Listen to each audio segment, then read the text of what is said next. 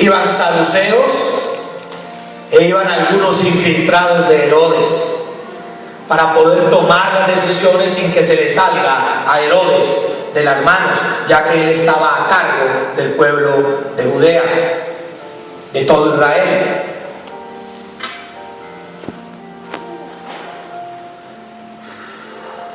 ¿Qué característica especial trae Herodes? Que Jesús dice: cuídese de la levadura de Herodes.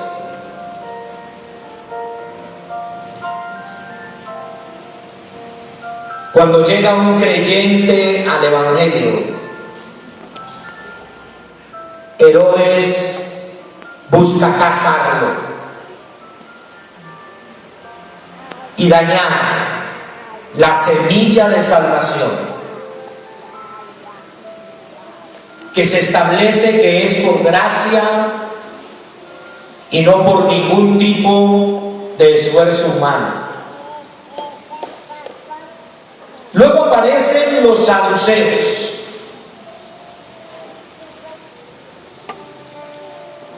Seguidores de Sadoc se les llama. Sadoc significa justos, rectos, justificados. Escúchenme, justo, recto, ya están justificados. Los saduceos.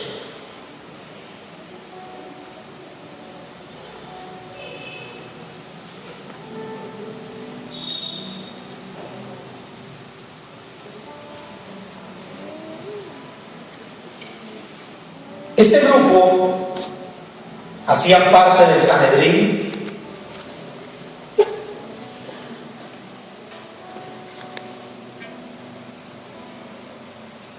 Ellos llevaban una vida más libre que los fariseos. Los fariseos eran más puritanos. Los saduceos eran más libertinos, más bien mundanos. Eran gente acomodada, es decir, era gente aristócrata, gente de alta alcurnia. Llevaban una cultura o eran influenciados por una cultura griega. Reconocían que la ley de Moisés, el Torá, la ley de Moisés tenía importancia, mas no seguían las tradiciones de los fariseos. Tradiciones de los fariseos, estamos hablando de esas tradiciones enseñadas de generación en generación. Ellos no seguían las tradiciones y respetaban en algo la ley. Y los rituales de ellos en los cultos eran diferentes a los fariseos. Esa era como la base del conocimiento de lo que es un saduceo. Los saduceos y los fariseos se alternaban en poder en el Sanedrín como sumo sacerdote. Se habla entonces que Caifás, que fue quien dictaminó la muerte de Jesús y estaba como sumo sacerdote, Caifás, más que fariseo, era saduceo.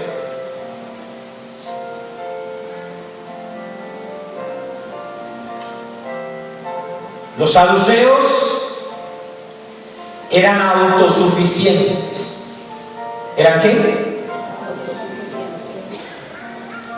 Amado, cuando usted observe dentro de la congregación personas con pensamiento de autosuficiencia,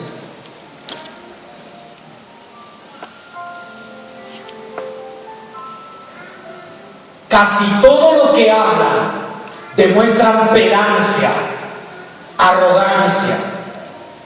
Este tipo de personas están, a través de lo que dicen, sembrando semillas saduceas en el corazón de la iglesia.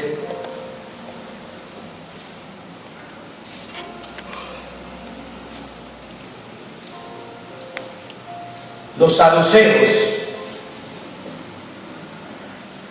creían que Dios no se metía en la vida diaria de las personas. Póngale cuidado a esto, por favor. Un saduceo cree que Dios no se mete en la vida diaria de una persona de tal manera que ni influencia positiva ni influencia negativamente la vida de las personas en el cotidiano día. Hay personas en la congregación, puede ser que estén con un sentimiento de que lo que hagan en el día, A o B, no es importante. De tal manera que lo que hacen en el día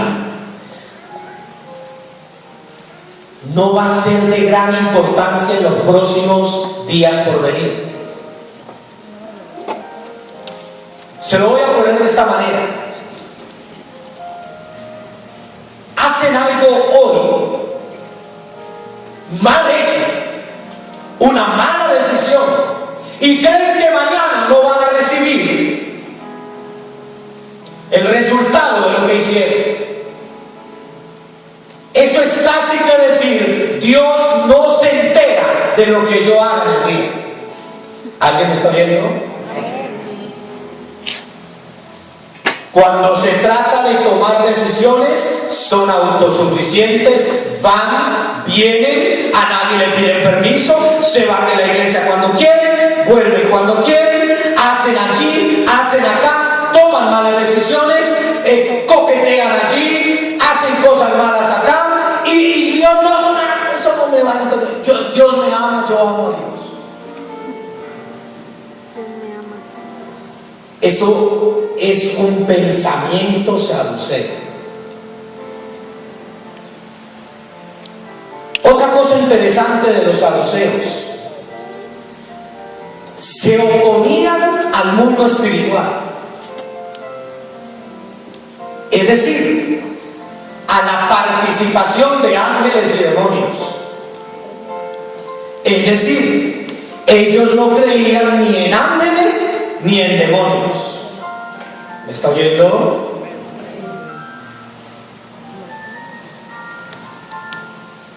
Autosuficientes. Dios no se mete en la vida diaria y no están muy de acuerdo ni con demonios ni con ángeles. Para ellos niegan la existencia espiritual de ángeles y demonios. Ahora viene lo más tremendo, preste cuidado. Se oponen a la resurrección. ¿Se oponen a qué? Se oponen a la resurrección.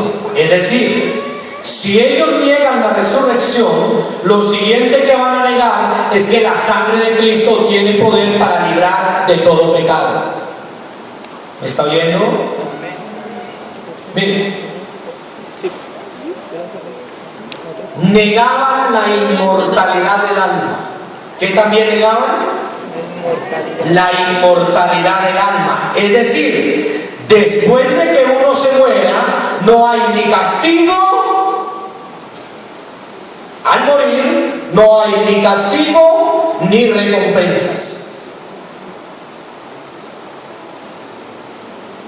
Entonces, más bien es un pensamiento de comamos, bebamos, que mañana moriremos.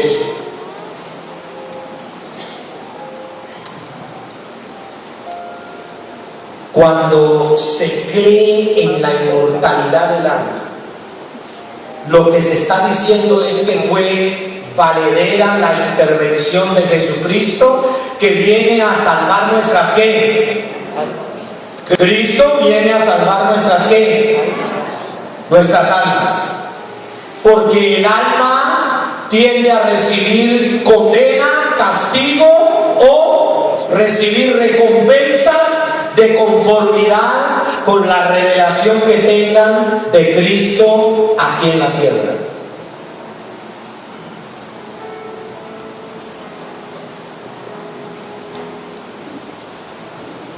Yo hice un llamado de atención al equipo que preparó conmigo el encuentro de varones. Yo le dije al equipo, esta pregunta les dejo: ¿hasta dónde creemos o no en la sangre de Cristo? ¿Hasta dónde es efectiva o no nuestra fe en la sangre de Cristo?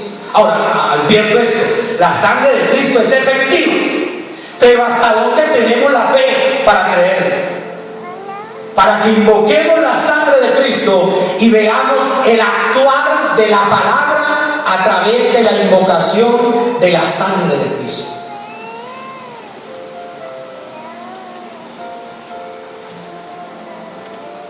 Amado, yo digo esto: por el poder de la sangre de Cristo te ha sido perdonado todo pecado, todo, cualquier pecado, porque la sangre de Cristo tiene poder de ir a la conciencia y librarla de todo lo que esté muerto, viejo, rancio y maluco allá en tu conciencia. Te limpia la conciencia de obras muertas, de obras del pasado, te limpia. Yo lo creo, pero tal vez tú no, y estás viviendo del pasado, de lo que te hicieron y no te hicieron.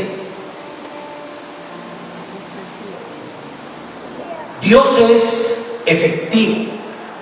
Dios dice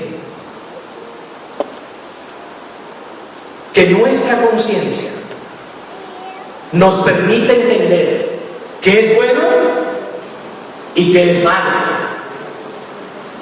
y que Él limpia todo para que no vaya usted a creer que lo bueno es malo y que lo malo es bueno. Eso hace la sangre de Cristo. La sangre de Cristo cambia ADN. Si genéticamente hay algo en ti que viene de tus padres, la sangre de Cristo lo cambia.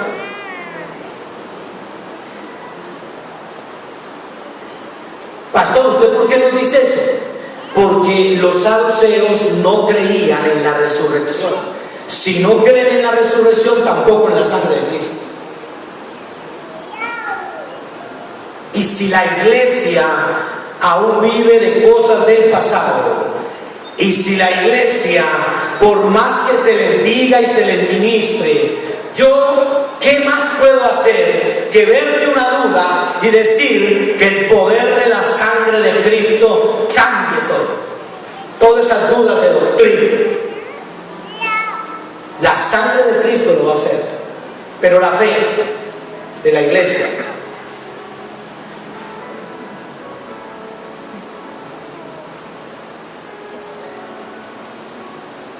Hay una inquietud como pastor.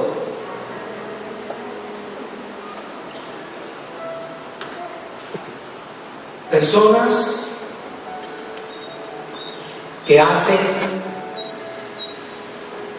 lo que quiera en libertad dentro de la congregación. Dos, personas que no solamente son autosuficientes, sino que creen que Dios no está pendiente de sus actuaciones diarias. Personas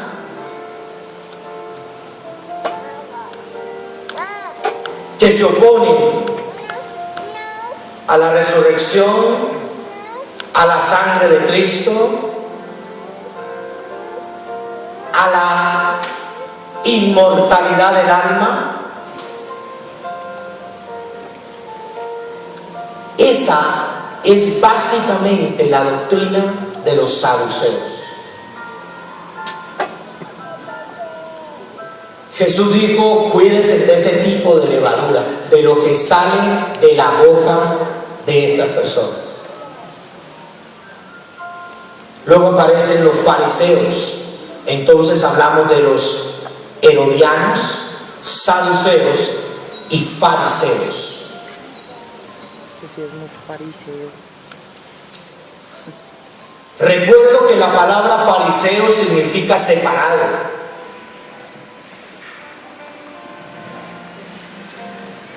¿Qué hacían ellos? Escúchenme. Leían el Torá, la ley de Moisés, transmitían verbalmente tradiciones ancestrales, ancianos, las tradiciones de los ancianos. Escúchenme. Estrictos, ¿qué dije? Estrictos. Eran estrictos, eran laicos. Escúcheme, eran laicos. Significa que no tenían una descendencia sacerdotal, eran personas laicos, normales. Eran considerados líderes del pueblo, despreciaban a los demás con facilidad, los tildaban de ignorantes e impuros. Los fariseos despreciaban a los demás, los consideraban ignorantes e impuros. Una característica del fariseo es que no unía al pueblo, sino que lo dividía.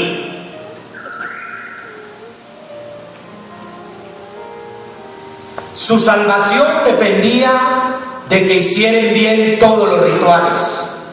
No era salvación por gracia.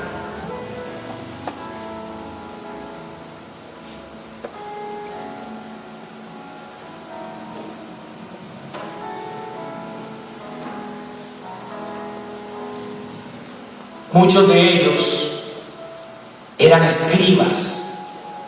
Cuando dice escribas, significa estudioso, lo que ahora podríamos llamar teólogos, maestros de la ley.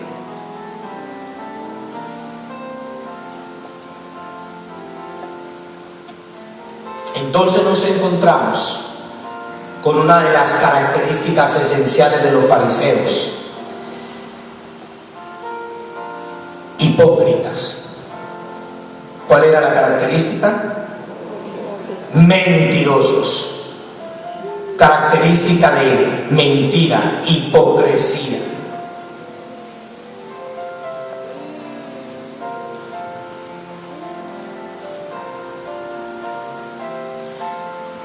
Mira, iglesia,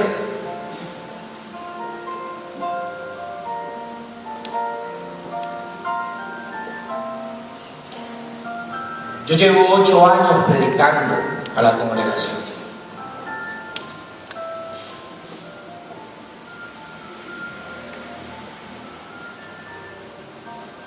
He estudiado y he pedido a Dios que me guíe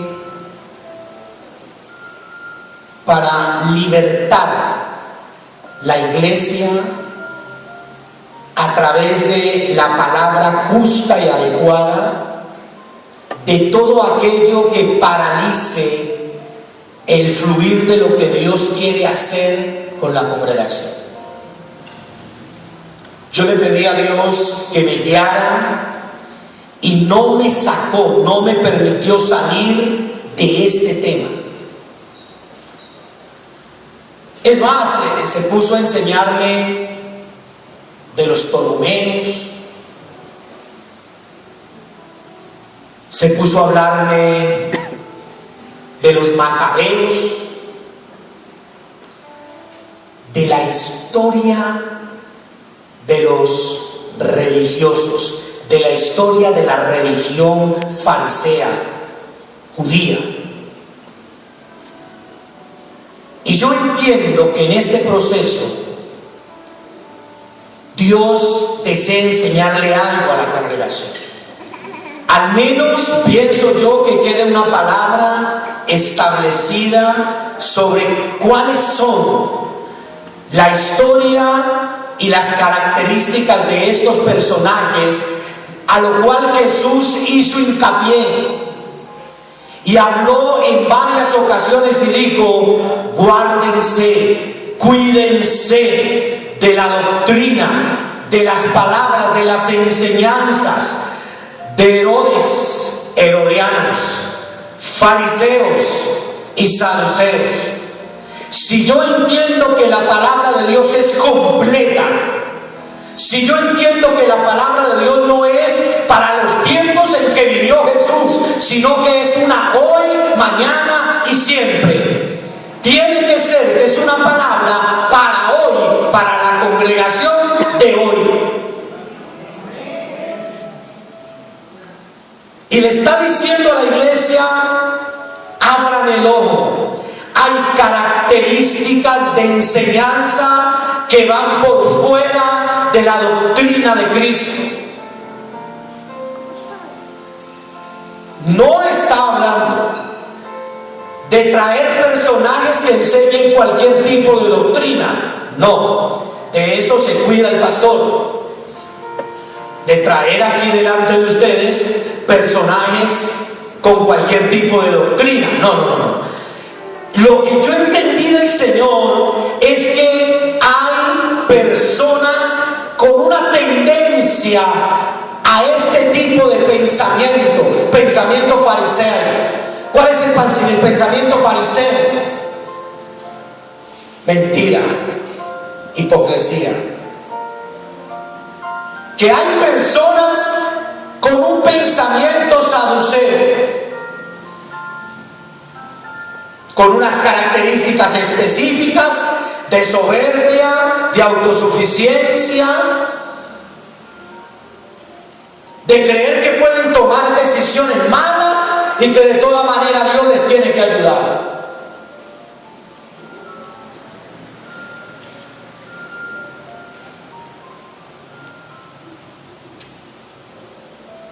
Cuando uno hace y deshace sin creer que recibirá castigo o recompensa, es un pensamiento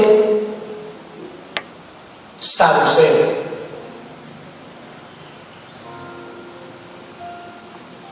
Y cuando vemos la característica principal de Herodes, que es el tipo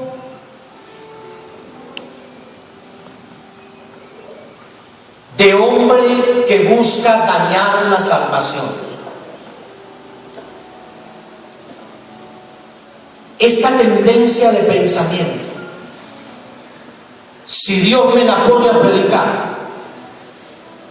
es porque es necesario levantar hoy no solo la enseñanza y permitir que el Espíritu de Dios corrija y mueva, sino también una oración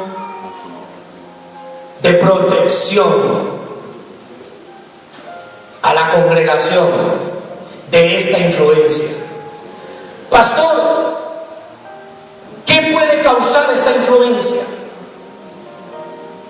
¿Qué opinan ustedes, sacerdotes orando en contra de la iglesia?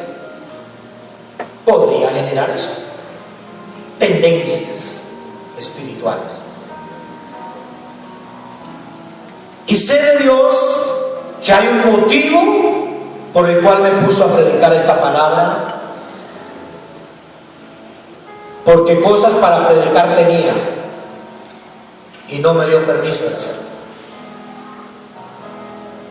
Me puso a estudiar historia, de dónde salieron los saduceos, 2 siglos antes de Cristo. ¿Cuándo se terminó por completo los saduceos? El día en que se acabó el templo, 70 años después de Cristo, cuando vino Tito y terminó con el templo, destruyó el templo y se cumplió la profecía de Jesús. De este templo no quedará piedra sobre piedra. Quitaron piedra sobre piedra, fueron quitados. Años 70 después de Cristo. Ahí se terminó los saduceos. ¿Cuál es el fin de los saduceos? Acabar con el templo.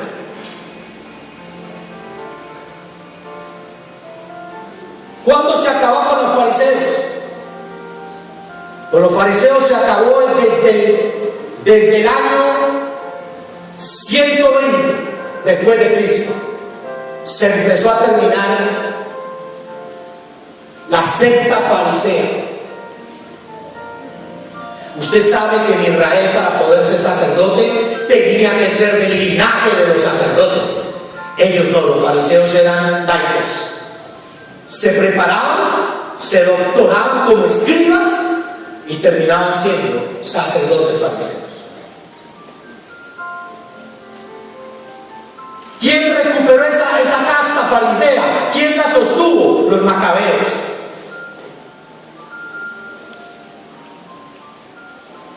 ¿Y luego qué sucedió? Pasados los años, apenas se está volviendo a instaurar los fariseos allá en Israel.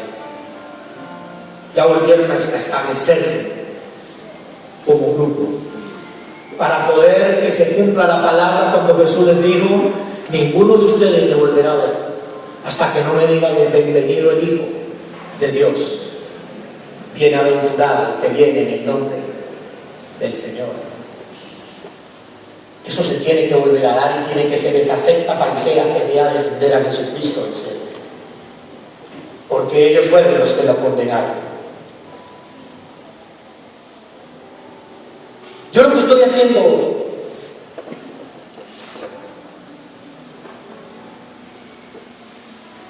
es reconstruyendo un poco lo que fue la escena histórica de lo que son esas tres sectas: herodianos, fariseos, saduceos, que Jesús dijo: cuídense de ese pensamiento. Si hay algo espiritual, si hay algo que en la ciudad de Buga se esté moviendo para que la iglesia entre en pensamientos incorrectos, este es el tiempo de orar. Es el tiempo de que la autoridad de la iglesia declare una palabra de libertad sobre su vida. Ahora escúchese. Si tomó algún apunte, repase las notas. Posiblemente hayan cosas allí que ahora no vio, pero que después Dios le puede mostrar. ¿Qué tipo de linaje quieres levantar? Tú que estás trabajando para levantar una iglesia, ¿qué tipo de linaje estás levantando?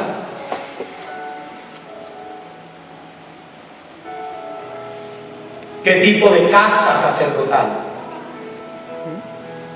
Cuando el Señor le habla al pastor y le dice: no me va a hablar de otra cosa. Usted no sabe las peleas que yo tengo a veces con Dios.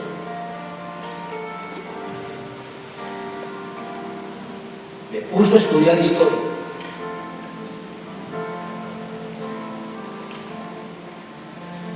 ¿Quién era Antíoco Epifanes?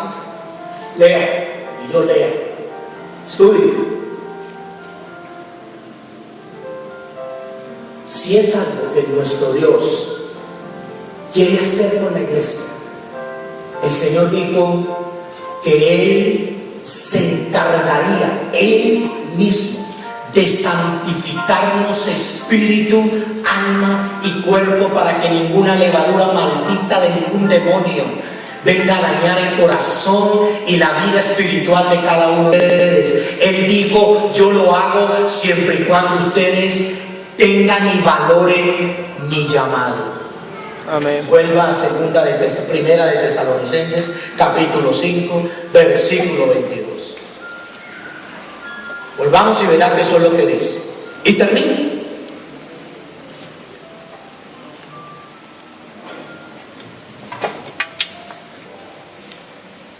Esto es, por supuesto, mucho más largo, pero el Señor me permitió conocer unas cosas bien interesantes. Entonces, permitámonos ahora orar por Él. Muy bien. Dice: apartados de toda especie de mal.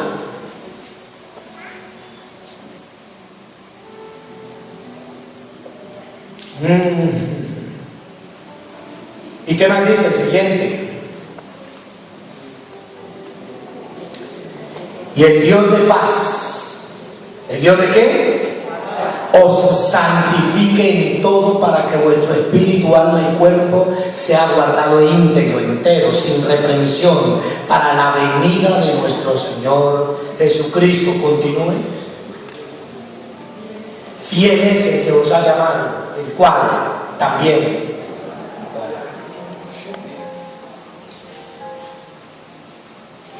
¿Cuál es la responsabilidad de un pastor con las almas? La responsabilidad del pastor no es que la prédica le suene bonito al alma, sino guardarla. Y el Señor me dio esta palabra.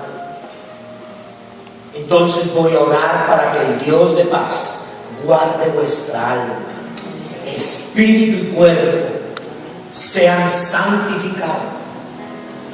Me dice la niña aquí, pastor, no entendí nada. Tranquila. Hoy vas a salir de aquí santificada, guardada en vuestro espíritu, alma y cuerpo, porque Él, Dios, Él nos llamó. Amén. Esto tiene que ver con un llamamiento. Póngase.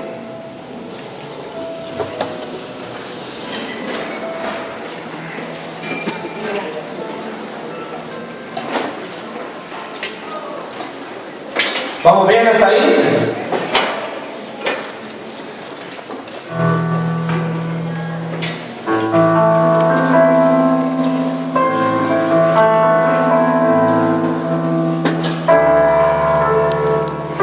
Vamos a introducir lo que la presencia de Dios va a santificar.